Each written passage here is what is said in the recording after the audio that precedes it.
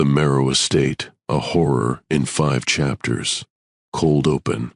When the Vexley family claimed the keys to the Merrow Estate on a rain-soaked Thursday in September, they found 13 rooms, 4 chimneys, and 47 oil paintings, but no sign of Elias Merrow himself, despite neighbors insisting they'd seen candlelight flickering in his study window just 3 nights before. Chapter 1: The Investigation. Detective Corin Hale had worked missing persons cases for 18 years, but the Merrow file troubled her sleep. She spread the photographs across her desk in the precinct basement, each image telling fragments of a story that refused to cohere. He was there Tuesday evening. Mrs. Gwendolyn Thorne had insisted during her interview, her weathered hands clutching a ceramic teacup. I saw him watering the roses by his front gate. Same routine he'd kept for 40 years, 7:30, just as the sun touched the horizon. But the mail carrier, Marcus Webb, contradicted this entirely. Haven't delivered to that address in weeks. The slot was rusted shut, letters piling up underneath. The place felt abandoned. Hale turned to the property records, yellowed documents that traced the estate's ownership back to 1887. The pattern emerged like a sickness. Every 20 to 30 years, the house changed hands, and every transfer followed the same sequence. A family would inherit, move in with great excitement, then vanish without trace or explanation. The Ashworth family, 1923. Gone. The Caldwell clan, 1951. Disappeared. The Darragh relatives, 1978. Vanished. Each disappearance was preceded by neighbors reporting strange lights, unusual sounds, and the distinctive smell of turpentine drifting from the estate's windows. Hale drove to the property herself, noting how the surrounding houses seemed to lean away from the Merrow grounds, as if the very architecture was uncomfortable. The estate agent, a nervous man named Fitzroy, met her at the wrought iron gate. Elias Merrow was an art collector, Fitzroy explained, jangling keys with shaking fingers. Inherited the place from his great-uncle. Never married, no children. When he didn't answer our calls about the property taxes, we conducted a welfare check. Found the house empty but preserved, like he'd stepped out for groceries and never returned. Inside, the house breathed with old wood and older secrets. Every wall displayed paintings in gilded frames, portraits of stern-faced individuals from different eras, landscape scenes that seemed to shift in peripheral vision, still lifes that appeared too vivid for mere pigment and canvas. The strangest thing, Fitzroy whispered, is that we've had 3 different appraisers examine the collection. Each one gave us completely different inventories. One counted 47 pieces, another 52. The third insisted there were only 39, as if the paintings themselves couldn't decide how many of them existed. Hale paused before a large portrait near the main staircase. It depicted a family of 5, 2 parents and 3 children, dressed in clothing that seemed to span different decades. The father wore a Victorian-era suit, while the teenage daughter sported a 1940s dress. The youngest child was clothed in what appeared to be contemporary garments. "Who are they?" she asked. Fitzroy's face went pale. "That's just it, Detective. We can't find any record of who painted it, or when. But yesterday, when I brought the Vexley family through for their final walkthrough..." He stopped, swallowing hard. "What happened?" "The Vexleys pose for a Christmas card every year. Same formation, same family structure. And when Mrs. Vexley stood in front of that portrait, I swear the resemblance was uncanny. Except the painted family looked older, decades older, like they'd aged beyond their years." That evening, Hale returned to the precinct and pulled the Vexley family's driver's license photos. She arranged them beside a digital photograph of the mysterious portrait. The resemblance was undeniable, but Fitzroy was right. The painted figures appeared weathered, hollow-eyed, as if something vital had been drained from them. In the growing darkness of her office, Hale wondered if she was documenting a disappearance that hadn't happened yet. Chapter 2: Digital Confession. Posted to our No Sleep by ULIDF Throwaway, or 6 days ago. I don't know if anyone will believe this, but I need to tell someone before I lose my mind completely. My family inherited a house last month, and I think something is very wrong here. We're the Vexleys, Mom Iris, Dad Nathan, my little brother Tobias, and me Lydia 17. The house came from some distant relative we'd never heard of, which seemed like incredible luck since we'd been renting a cramped apartment for years. Mom kept saying it was like winning the lottery. The place is huge and old, filled with paintings. Seriously, there's artwork everywhere. At first I thought it was kinda cool, like living in a museum, but then I started noticing things. The paintings watch you. I know how that sounds, but I'm not being metaphorical. The eyes follow you around the room, not in that normal way where perspective makes it seem like they're looking at you. I mean, they actually track your movement. I've tested it multiple times. There's this portrait of a woman in the dining room, wearing a blue dress from maybe the 1800s. When I eat breakfast, she stares at my plate. When I move to the window, her gaze follows. Yesterday, I put tape markers on the wall to track the direction of her pupils, and they definitely shift position. Edit, had to delete a paragraph here. Got too specific about what I saw last night. Don't want to freak myself out more by writing it down. The sound started 3 days ago, scratching inside the walls like fingernails on wood, but not from mice or settling. It's too rhythmic, too purposeful. It stops whenever anyone else enters the room. Mom and Dad haven't noticed anything unusual. They keep talking about how lucky we are, how beautiful the house is, how much room we have now. But I've been watching them, and they're changing.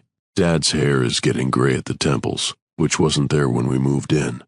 Mom has these new lines around her eyes that make her look exhausted even after a full night's sleep. Tobias is the worst, though. He's only 10, but he's been talking to the paintings, having full conversations with them, especially this portrait of a little boy in the upstairs hallway. When I asked him about it, he said the boy's name is Edmund, and that he's been lonely for a very long time. Edmund tells me stories about the other families who lived here, Tobias said yesterday, while staring at the portrait. He says they became part of the collection eventually. Edit, deleted another section, too scared to include it. I found some old newspapers in the attic, articles about families who used to live here, going back decades. All of them disappeared without explanation. All of them look exactly like the people in the paintings downstairs. I'm starting to think we weren't lucky to inherit this house. I think we were chosen. The woman in the blue dress smiled at me during dinner tonight. Actually smiled. Her lips moved and everything. I was the only one who saw it. I need to convince my family to leave, but they're getting more attached to this place every day. Dad spent all afternoon rearranging paintings, moving them to different rooms like he was following some invisible instruction. Mom keeps talking about how she feels at home here for the first time in her life. Edit. Tried to include what happened after midnight, but I can't bring myself to type it. Some things shouldn't be written down. If anyone has experience with haunted houses or cursed objects, please help. I don't think we have much time left. Update. Found a note slipped under my bedroom door this morning, written in handwriting. I don't recognize. The girl in the portrait by the stairs would like to meet you. She's been waiting patiently for someone her age. I haven't told my parents about the note. I don't think I can. Post deleted by user. Chapter 3. Archived documentation. Classified Merrow Estate surveillance log date range corrupted data security system. Analog recording unit 7B. The following transcripts were recovered from damaged videotape found in the estate's basement. Audio quality varies. Visual distortions noted throughout. Day 1. Kitchen camera. Timestamp illegible. Static interference. Image shows empty kitchen. Faint whispers audible in background audio. Voices too low to distinguish words. At 0:43 seconds, shadow passes through frame despite no visible person present. Day 3. Main hallway camera. Static noise. Family visible moving through hallway. Father carries boxes. Mother directs placement. Children run ahead. At 1:17, motion detected in background painting. Figure in portrait appears to turn head slightly. Family unaware. Visual glitch obscures next 14 seconds. Day 5. Living room camera. Multiple errors. Recording shows family seated for dinner. Conversation audible but muffled. Daughter Lydia keeps glancing toward east wall. At 2:33, painting of elderly woman visible in frame background. Subject's mouth appears to move, forming words. Audio enhancement reveals whispered phrase, "She sees us now." Day 8. Staircase camera. Severe degradation. Night recording. Family asleep. Motion sensors triggered at 3:15. No human figures visible, but multiple paintings show signs of movement. Portrait of young boy appears to gesture toward camera. Subsequent frames corrupted by interference pattern resembling fingerprints on lens. Personal diary. Elias Merrow found in locked desk drawer, ink still wet despite owner's absence. September 15th, the Ashworth collection arrived today. 47 pieces, though the manifest lists 52. The discrepancy troubles me, but the dealer insists this is normal with vintage artwork. Cataloging errors, he claims, though his eyes dart nervously when he speaks. September 18th arranged the new acquisitions throughout the house. The family portrait fits perfectly above the mantelpiece, though I don't recall specifying that location. The placement felt inevitable. September 22nd, strange dreams continue. I walk through rooms I don't recognize, speaking with people who aren't there. Upon waking, I find my footprints in dust on floors I haven't visited. September 25th, the paintings respond to observation. This is no longer speculation. The woman in blue turned to face me directly during yesterday's breakfast. When I called out, she returned to her original pose so smoothly I might have imagined it. But I've marked the angles. She moves. September 29th, entry partially illegible, as if written with shaking hand they're trying to communicate. Whispers behind canvas, scratching inside frames. The little boy in the upstairs hall said his name is Edmund. I asked how long he'd been here. "Since the beginning," he replied. "Since the first family came to stay." October 1st, I understand now. The house doesn't collect paintings, it collects families. Each set of residents becomes part of the gallery, trapped in pigment and frame, waiting for the next inheritors to join them. October 3rd, final entry, written in different handwriting. Mr. Merrow will not be needing this journal anymore. The collection is complete. The house is ready for new residents. Audio transcript, recovered from surveillance tape 7J. Static interference throughout. Multiple voices present. 0 sound of footsteps on wooden floor. 0:15 young girl's voice. "Mom, did you hear that?" 0:18 woman's voice. "Hear what, sweetheart?" 0:21 scraping sound, like fingernails on canvas. 0:25 different voice, elderly, whispering, "Welcome home, dear ones." 0:30 Jedman wants to 0:35 man's voice. "Who's Edmund?" 0:38 long pause, then multiple whispered voices overlapping. "Join us, join us, join us." Recording ends abruptly. Letter from Aldrich Blackwood, art restorer, dated October 13th, 1923, found between floorboards, paper brittle but readable. "Dear colleague, I write to warn you against accepting any commission involving the Merrow Estate. What I witnessed there defies rational explanation, yet I must record it for the sake of future souls who might encounter these cursed works. The paintings are not mere artwork, they are prisons. Each canvas contains the essence of those who vanished within the house's walls. The brushstrokes move with the memory of life, the eyes blink with borrowed sight, the mouths whisper with voices stolen from the living. I attempted to remove a single portrait, the woman in blue, whose beauty had captured my attention, but found myself unable to lift it from its hook. The painting had somehow bonded with the wall itself, as if the house refused to release its treasures. That night, I dreamed I was inside the painting, looking out at a room I recognized but could no longer reach. In the dream, the woman in blue stood beside me, no longer beautiful but hollow, drained. "You see how it works now," she said. "The house feeds on families, and we help it hunt. I fled at dawn and have never returned, but sometimes in reflective surfaces I catch glimpses of gilded frames around my reflection. I fear the painting followed me home. Burn this letter when you've read it. Trust no house that offers too much beauty, and never, ever look directly into the eyes of a portrait that seems to look back. Ab. Chapter 4. The Painted Curse. The legend of the weeping canvas had circulated through online horror communities for years, dismissed by most as elaborate fiction. But Dr. Helena Ashcroft, professor of art history at Westfield University, recognized the truth hidden within the myth. She'd been researching cursed artifacts for her book on supernatural folklore when she stumbled across multiple accounts of the same painting appearing in different locations across centuries.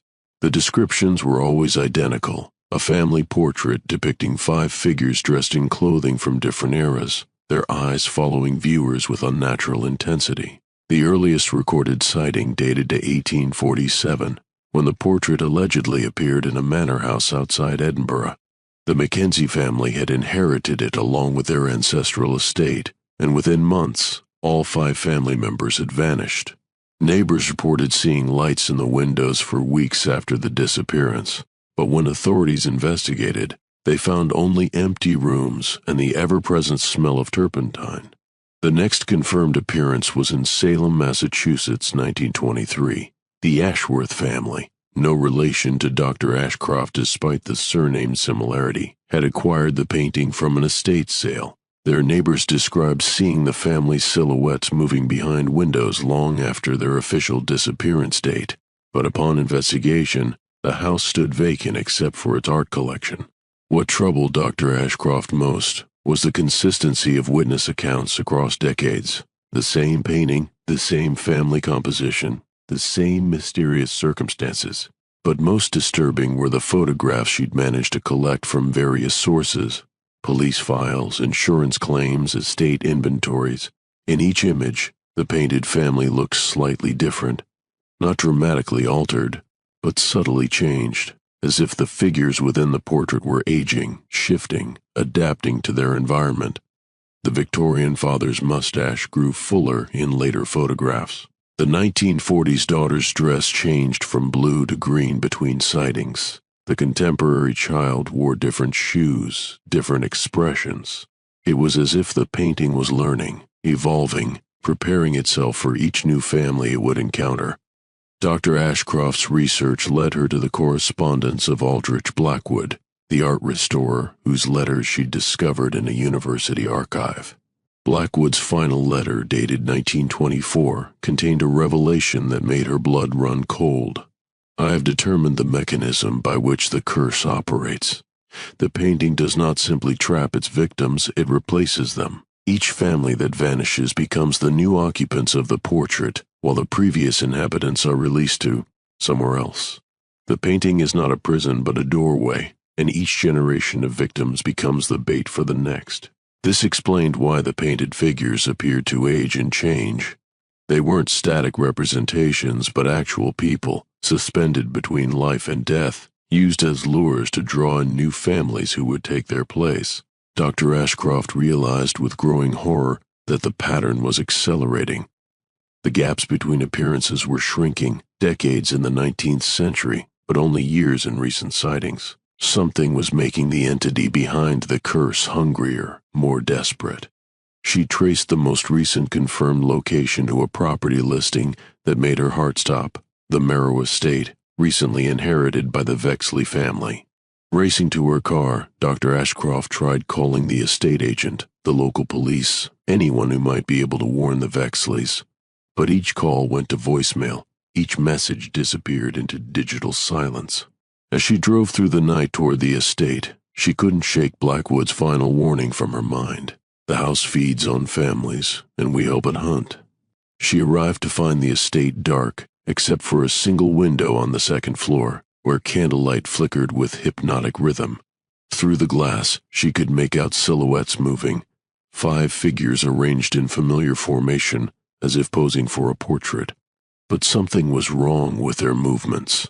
They swayed in unison, like marionettes controlled by invisible strings, their arms rising and falling in gestures too fluid for living people.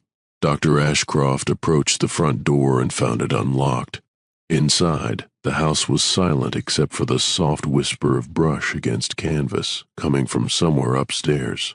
Following the sound, she climbed the main staircase, noting how the paintings lining the wall seemed to track her progress with their eyes. The sound led her to a room she hadn't expected, an artist's studio, complete with easel, palette, and brushes that moved without hands to guide them. On the easel sat the infamous family portrait, but now she could see it was incomplete. The painted figures were mere outlines, sketched in charcoal, waiting for color and life. And standing before the easel, holding brushes with steady hands, were the Vexley family. Their eyes were white, unseeing, but their fingers moved with practiced precision, adding details to their own portraits with paint that gleamed wetly in the candlelight. They were painting themselves into the curse, one brush stroke at a time. Dr. Ashcroft tried to call out, to break whatever spell held them, but found her own voice fading. The room was filled with the presence of previous families, all the trapped souls who had stood in this same spot, adding their essence to the eternal portrait. As her vision blurred, she saw them clearly. The Mackenzies from 1847, the Ashworths from 1923, the Caldwells, the Darrows, all the families who had fed the painting's hunger. They stood around the edges of the room, transparent but undeniably present, watching as the newest victims completed their transformation. The last thing Dr. Ashcroft remembered was reaching for her own brush, feeling the irresistible urge to add her likeness to the growing collection of souls trapped within the painted realm. When morning came, the estate stood empty once again, ready for its next inheritors. Chapter 5. The 5 Forbidden Rules. Rules for surviving a house of living paintings, found tucked inside a cookbook in the Merrow Estate kitchen, written in multiple hands across different time periods. Rule 1. Never sleep in a room where the paintings face each other. The Hartwell family learned this too late. Martha Hartwell had arranged her children's beds between two large portraits, a stern gentleman on the east wall, a melancholy woman on the west. She thought the symmetry was elegant, sophisticated. On their third night in the house, young Timothy Hartwell woke to find the two painted figures leaning out of their frames, reaching across the room toward each other with elongated arms that stretched like taffy through the air. Their fingers nearly touched above his bed, and where their shadows intersected, Timothy saw glimpses of other rooms, other times. He tried to scream but found his voice trapped, as if the reaching figures were pulling sound itself from the air. The painted man's mouth moved. "Join us in the space between frames, child. See what we have seen." Timothy managed to roll from his bed just as the outstretched fingers made contact. The moment they touched, reality tore like wet paper. The boy tumbled through the gap between worlds and landed in a gray realm where all the displaced families wandered endlessly, searching for their way back to the living world.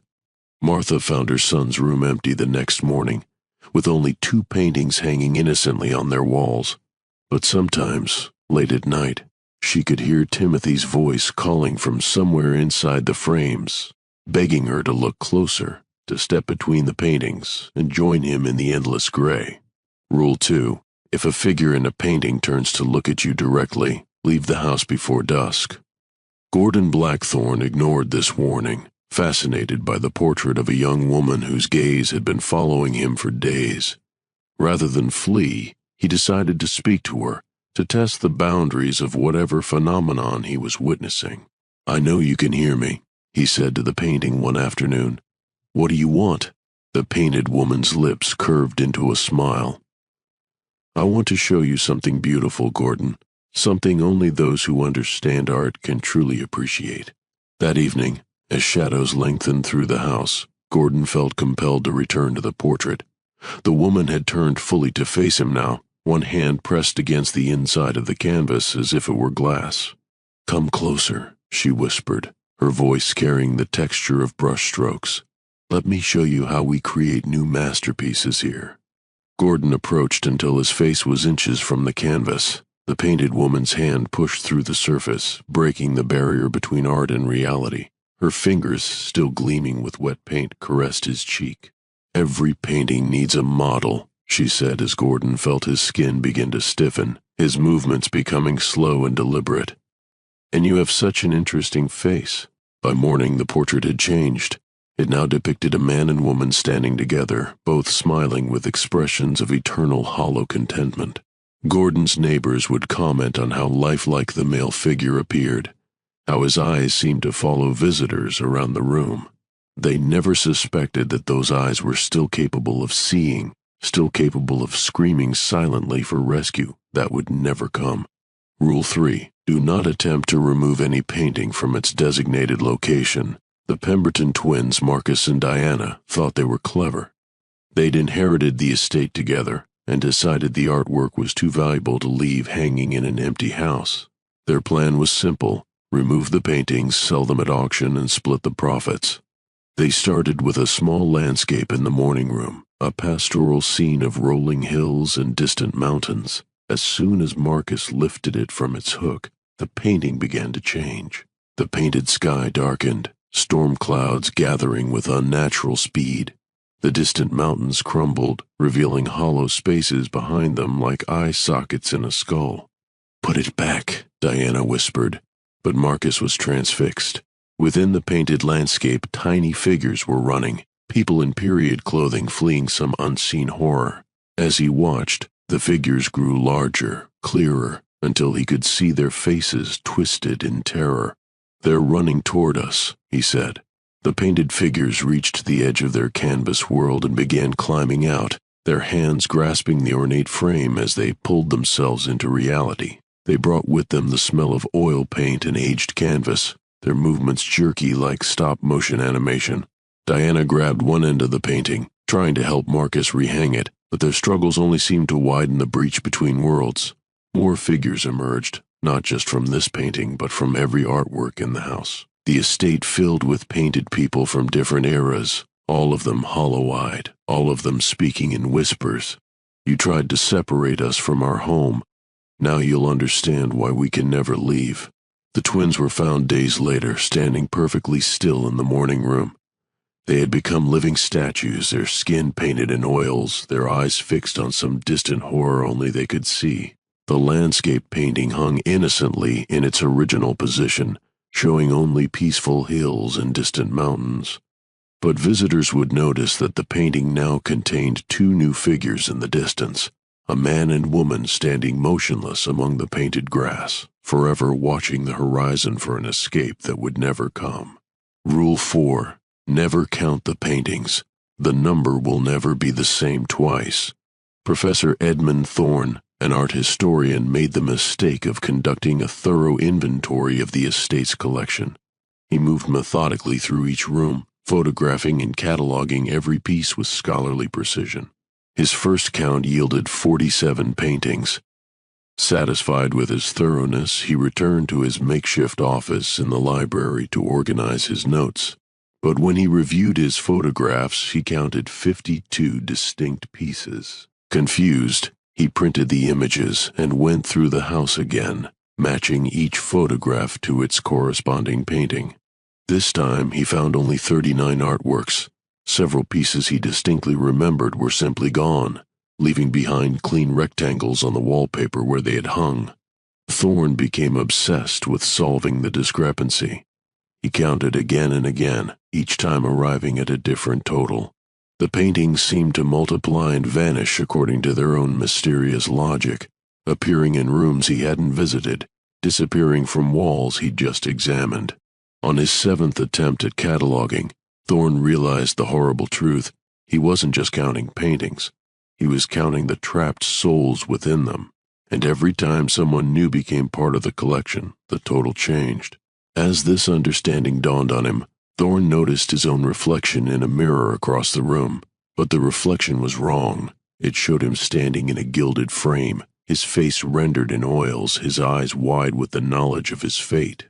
He turned to find a new painting hanging where the mirror had been moments before.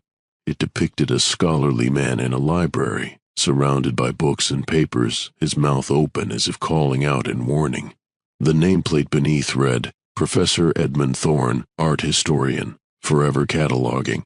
Thorne reached out to touch the painting, and his hand passed through the surface like water. He understood then that he had already joined the collection, that his obsessive counting had been the method by which the house had trapped him.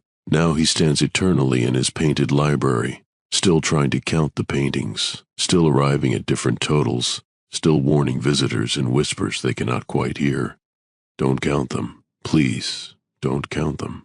Rule 5. If you hear your name being called from inside a painting, do not answer. This was the rule that claimed the Whitmore family entire. They had been in the house for nearly a month, longer than most families managed, when young Sarah Whitmore heard her name being whispered from the portrait of a little girl in the nursery. Sarah, Sarah, come and play with me. I've been so lonely. The voice was sweet, plaintive, irresistible to a child who had no friends in their new isolated home. Sarah approached the painting and saw that the little girl within was crying painted tears that gleamed wetly on the canvas. "What's your name?" Sarah asked. "Eleanor. I used to live in this house too. Would you like to come inside and see my room? It's much nicer than yours." Sarah pressed her hand against the canvas, and Eleanor pressed back from the other side. Where their palms met, the painting grew soft, permeable. Sarah felt herself being drawn in, not physically but spiritually, her essence beginning to bleed into the painted world. "Sarah," her mother called from downstairs. "Dinner." But Sarah was already answering Eleanor's call, and the house's rules were absolute. When you respond to a voice from within a painting, you forfeit your right to exist outside the frame. Mrs. Whitmore found the nursery empty, with only the portrait of Eleanor, who now had a friend. The painting showed two little girls holding hands, both smiling with the innocent joy of eternal playmates. But that night, Mr. Whitmore heard his name being called from a different painting, a study scene depicting a gentleman at his desk, and Mrs. Whitmore heard her name whispered from a portrait of a woman in Victorian dress. One by one, the family answered the calls that drew them into the painted world, until all the portraits in the house contained new figures, new souls to sustain the endless cycle. Epilogue: The Gallery Eternal. Detective Corin Hale returned to the Merrow Estate 6 months after filing her report. The missing persons case had been officially closed. No evidence of foul play, no signs of struggle, no leads to pursue. The Vexley family had simply vanished, like all the families before them. But Hale couldn't let it go. She'd seen the pattern, felt the wrongness that clung to the estate like fog. Armed with a camera and copies of all the historical documentation she'd gathered, she entered the house one final time. The paintings were different now. Where once there had been strangers in period dress, she now recognized faces, the Vexleys arranged in various portraits throughout the house. Nathan stood stiffly in a formal business portrait. Iris smiled gently from a domestic scene. Lydia gazed wistfully from a window in a romantic landscape. Little Tobias played eternally with painted toys in a nursery scene. All of them looked older than they should have, aged beyond their years by whatever process had claimed them. Hale photographed everything, building evidence for a case she knew would never see trial. As she worked, she became aware of whispers emanating from the canvases, voices pleading for help, for recognition, for release. "We're still here." Lydia's painted voice drifted from her landscape. "We can see you, detective. We remember our real lives. But we can't get back. The house needs families," Nathan's portrait explained in hollow tones. "Individual people aren't enough. It feeds on the bonds between us, the love that connects us. That's what gives it power." Hale lowered her camera. "How many families?" "All of them," the painted voices replied in unison. "Every family that ever lived here becomes part of the collection. We're all still here, detective. All of us forever." As Hale prepared to leave, she noticed a new portrait hanging in the entrance hall, one that hadn't been there during her previous visits. It showed a woman in a police uniform, standing alone, her face etched with determination and sorrow. The nameplate read, "Detective Corin Hale, Investigator, still searching." But Hale was still standing in the hallway, still breathing, still free. The painting was a prophecy, not yet fulfilled. She ran from the house, never to return, leaving behind her camera and notes. The estate was sealed by court order the following week, deemed unsafe for human habitation due to structural concerns and atmospheric anomalies. But sometimes, on quiet evenings, neighbors reported seeing lights in the windows of the abandoned Merrow Estate. Not electric lights, but the warm flickering glow of candles or oil lamps. And occasionally, very occasionally, they would glimpse silhouettes moving behind the windows, figures that seemed to be posing, arranging themselves in careful compositions, as if preparing for a portrait that would last forever. The estate waits still, its collection complete but never satisfied, ready to welcome the next family brave enough or foolish enough to claim their inheritance. The paintings watch the road through window reflections, their painted eyes patient and eternal, knowing that eventually someone will always come. After all, everyone needs a home, and every home needs a family to make it complete.